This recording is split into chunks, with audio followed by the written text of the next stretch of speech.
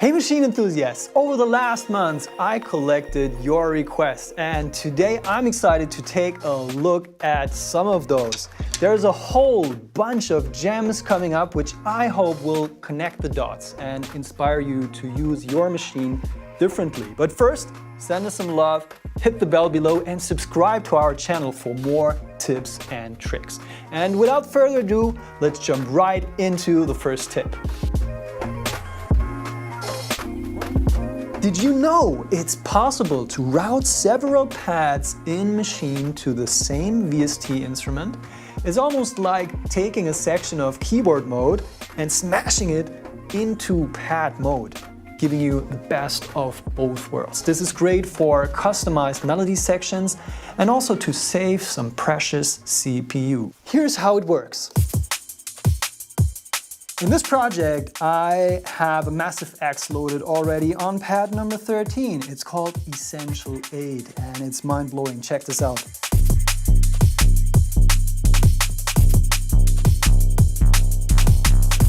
But I want to play a whole melody with this preset. Now, instead of going back and forth between keyboard mode and pad mode, I select the empty pad next to the Massive X, open up its channel settings, and here on the output tab, on page number 3, you'll find the option to route it to any other sound here in that group. In my case, I want to route it back to sound number 13, Essential 8, which is the Massive X. So once I selected this, the pad will play that Massive X. Let's duplicate that note just 2 more times. I have 3 notes. Here, all of them are sounding the same. Activating pad mode gives me access to the transposing buttons over here. So I could, for example, go in, take that, bring it down by 1 octave, bring it up by 1 semitone. Okay, I have 2 notes already. Let's see if we can also modify the 4th one here and bring it up a semitone. Great, 4 notes to my disposal, and I can record a new pattern.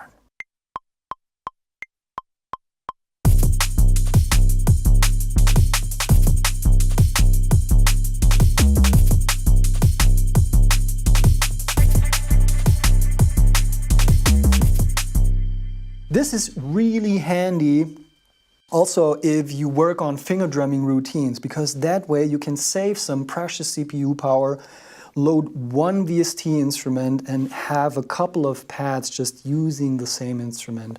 Now, some of you might wonder, how do I control the plugin now? If I hit one of these notes, it doesn't show the Massive X. Only pad 13 opens up Massive X, for example, to change the cutoff here. I worked around this by creating a macro on group level, which is this one here, and it simply controls the cutoff parameter. So no matter which note I am pressing here, the cutoff will be always where I need it. I'm always a huge advocate for using the audio drag and drop in Maschine for many different purposes. Here in this track, I want to export some of these sound effect samples. This vocal sample over here has a whole kind of delay tail which runs for quite some time. If I would drag and drop this loop in the usual way, using this audio drag and drop icon over here and bringing it to, for example, a sound or the desktop, I would lose the whole delay tail because it creates seamless loops. I want to chop it up though, so it's really important that I keep and preserve the delay tail. Here's what I do. I go into the export audio dialog, open it up just once, and uncheck this little box that says Loop Optimize. After this, I can close the window again, and from now onwards, the audio drag and drop will create extended files which will preserve the delay tail, and you can see it here.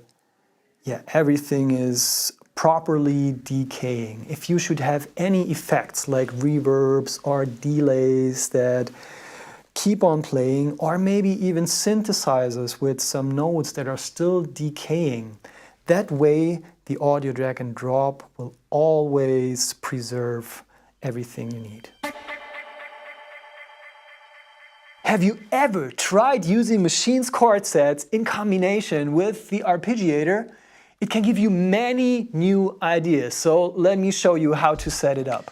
In this project, I have FM8 playing the Glitter Strummer preset, which sounds just magic.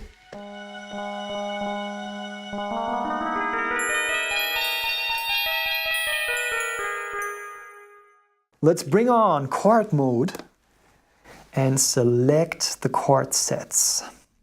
I want to roll with a more advanced one, so I bring it to, for example, the minor 7 with a little more complex jazzy chords.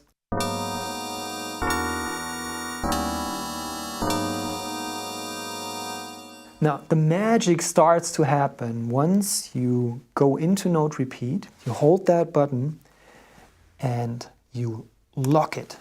This means that even if you let go of the note repeat button again, the arpeggiator will stay active. Since we already are in chords mode, this means that hitting a pad here is starting to arpeggiate a whole chord sequence.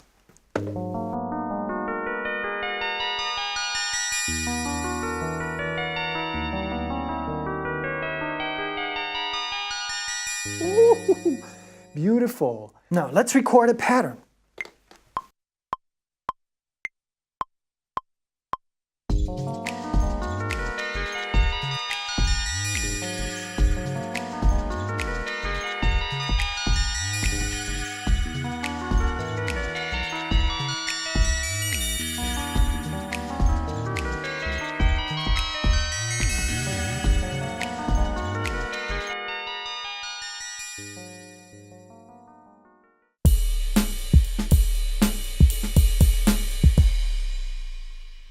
I love the velocity sensitivity of Maschine's pads, but in some situations, especially when I finger drum, I would prefer, for example, the bass kicks to be at a fixed velocity. Of course, I could hit the fixed velocity button, but then all the sounds would play at full volume. So instead, I go into Maschine sampler. Here, I select the bass kick, go into the sampler, and on page number 6, you'll find a knob that maps the velocity to the volume of the sample.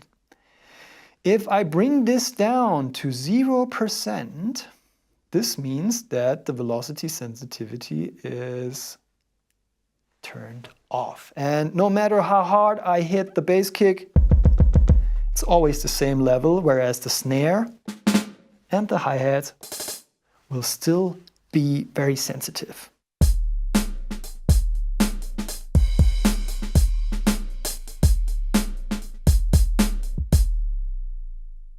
It is possible to send program change messages to every instrument inside Maschine. You can even program them into a pattern, and this gives you many possibilities for live performances and sound design. For this example, I'm using laser bass, which is running in Reactor, and I already programmed a little pattern. It sounds like this. Now let's move over to the software.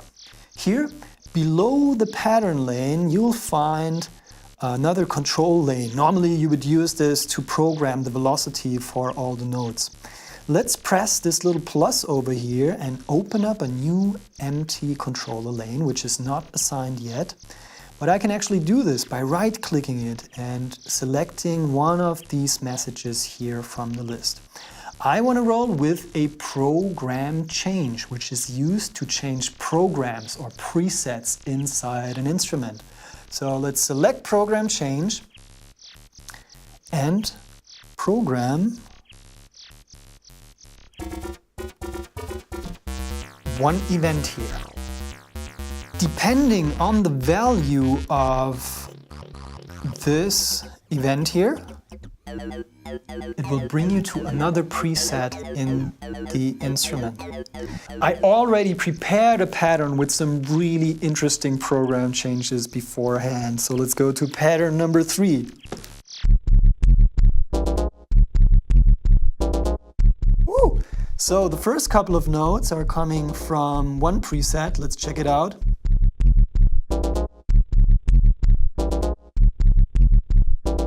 And then with the second event here, it switches to preset 66. And both of them together sound really cool. Let's bring in some drums.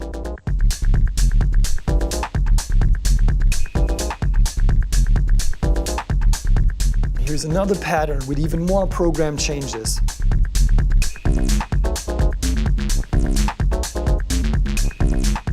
Really cool. Here there are 5 program changes in total, and each of them is bringing laser bass to another preset.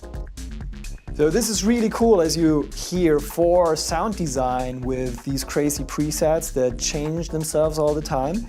But it's also really useful in context of a live performance where you would need to save a little bit of CPU because you have a whole project and a whole kind of show that you want to play. In that way, you would only need one VST instrument, and actually the different presets come from the program changes inside of the pattern.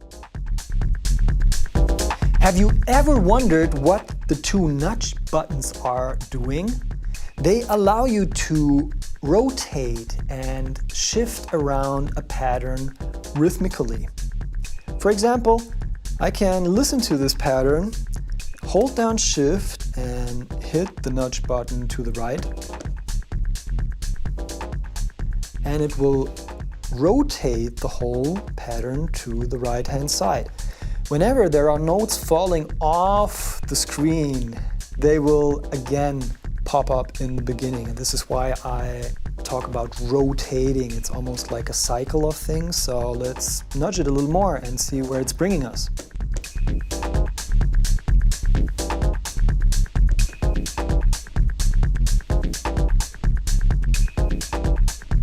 One more time.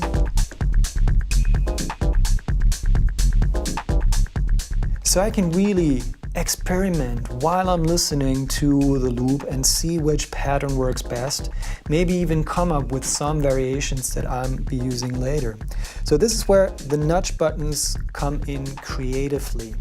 But they also have a very practical use case.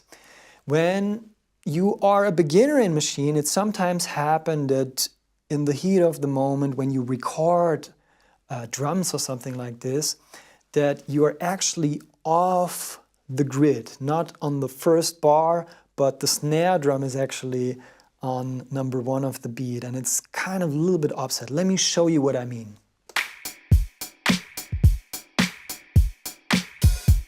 When I started that pattern, you maybe noticed that the clap was the first thing that started playing. So the whole pattern is kind of off, and I would like to rotate it around so everything is in line with the metronome. Let's listen to this quickly. 1, 2, 3, 4. So yeah, everything is off. Once I start bringing in more elements, I will get myself into deep trouble. So I'll be using the nudge buttons now. First of all, hold down Shift and pressing follow allows me to access the step grid over here. So currently it's on 1/16, which is a very small increment. So let's bring it up to a quarter notes. This will help me to shift it a little bit better. So back to events. And let's move it to, for example, the right-hand side by 1/4 note.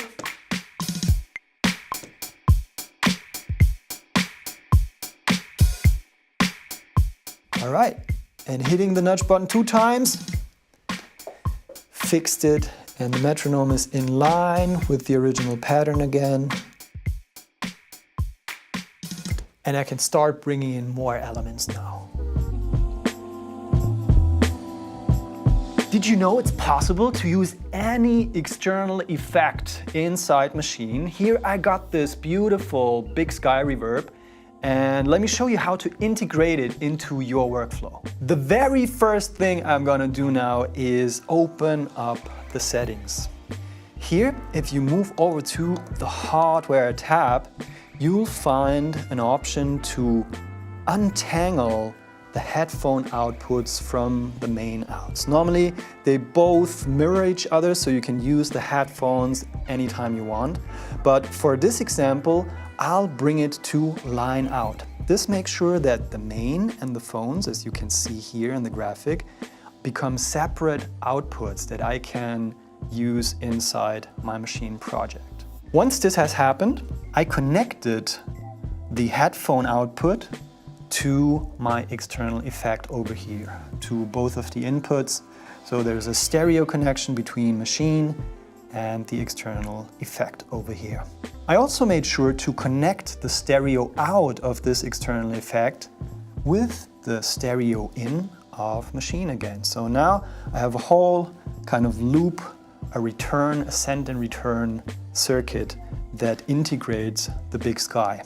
In order to make it audible and use it inside of an aux channel of Maschine, I'm going to be using an empty sound over here. It's pad 16, and I'm also going to color it a little differently. For these like effect channels, I use fuchsia or magenta, so it really separates it from the rest, and I know it's an effect and not a kind of a sample that I can play. Once this has happened, I open up the channel settings of sound number 16, because I need to make sure to route the signal back from the external effect. So I need an input channel.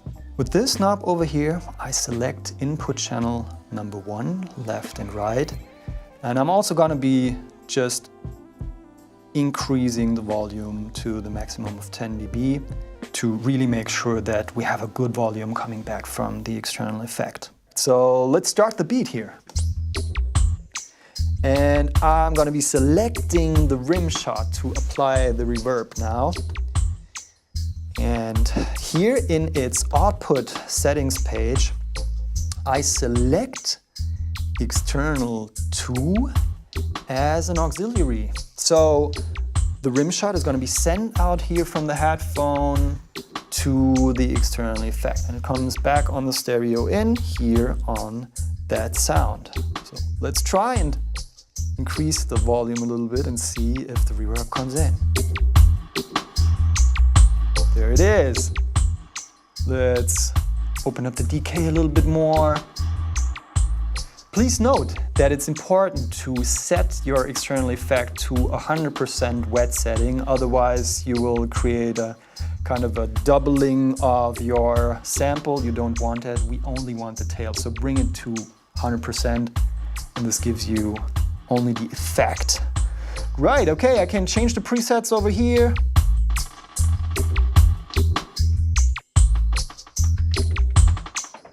And do some dub mixing action here. Let's bring it back to cloud and move over to this little laser shot sound. And also here I'm gonna be using the auxiliary 1 to increase the reverb on that one. Bring it over to magneto again.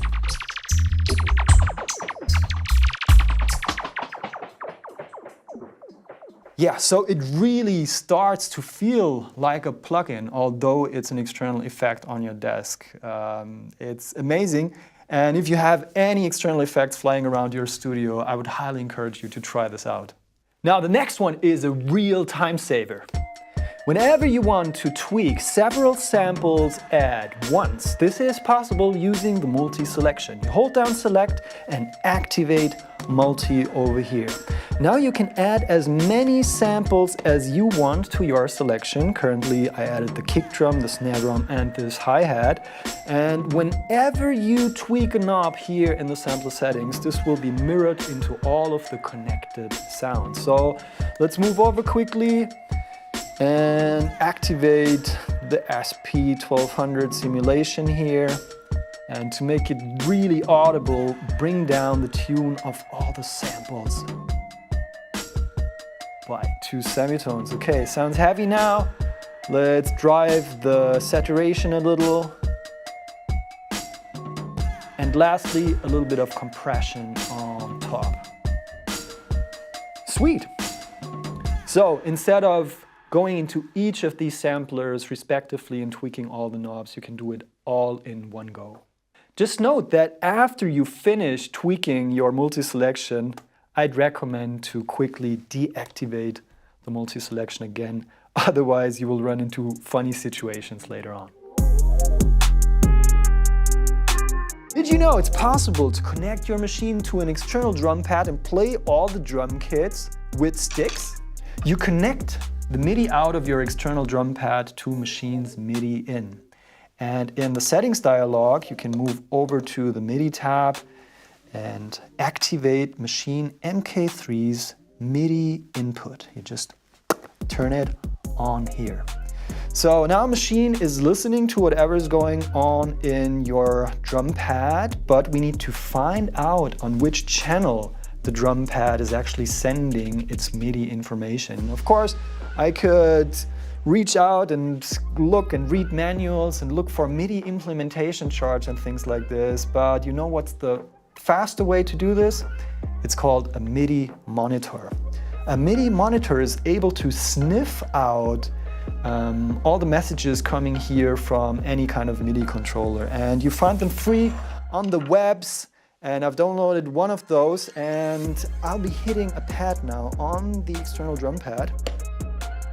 And actually, let me hit all of them, and in the MIDI monitor it will tell me that all of the signals that have been played are coming out on channel number 6. This is the information that I need. So I can go into Machine's group settings, and in the channel settings, activate the manual MIDI input. Here again, I'll be selecting the source I formerly switched on, the Maschine MK3. And also from the MIDI monitor, I know that my corresponding channel is number 6. All right, let's take a stick and see what happens here. Okay, works. With the start node, I can actually change the range similar to modifying the range in keyboard mode. I can change the range on the pad controller here.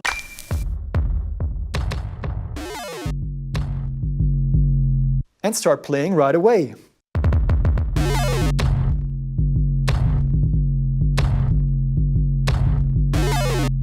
Or you can even take it up a notch and get even more creative. Do you still remember Polyplex? The cool thing about Polyplex is that it has this randomizer built-in that allows you to randomize samples. And the way I like to use it is down here. There's this little cube. You can right-click this one here and activate the MIDI learn. When I hit this pad over here, it's mapped to the cube of Polyplex, to the randomizer.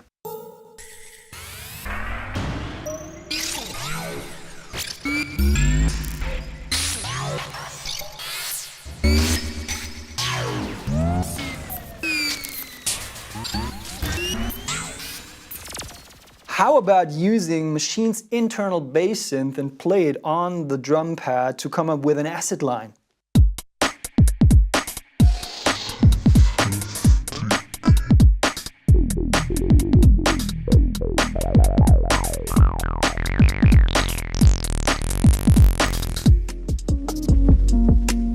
In some of my previous tutorials, we had some machines running in the background, and some folks were asking, what's up with that light show? It's called Vegas mode, and on Maschine MK3, you activate it by holding these 4 buttons, browser, sampling, left arrow, right arrow, at once while you turn it on. This will bring you right into Vegas mode, where all the pads start lighting up and there are some graphics here in the display that cycle through. On Maschine Studio, it's the exact same key combination. You hold it down, turn on Maschine Studio, and here you go. Vegas mode is lit up. And on Maschine Jam, you hold down the browse button while you plug in the USB cable. Here you go. This episode wouldn't have been possible without your help. Thanks a lot for your inspiration, and feel free to drop more ideas and questions in the comment section below. Don't forget to hit the bell and subscribe, and as always, thank you so much for your attention, and see you again soon.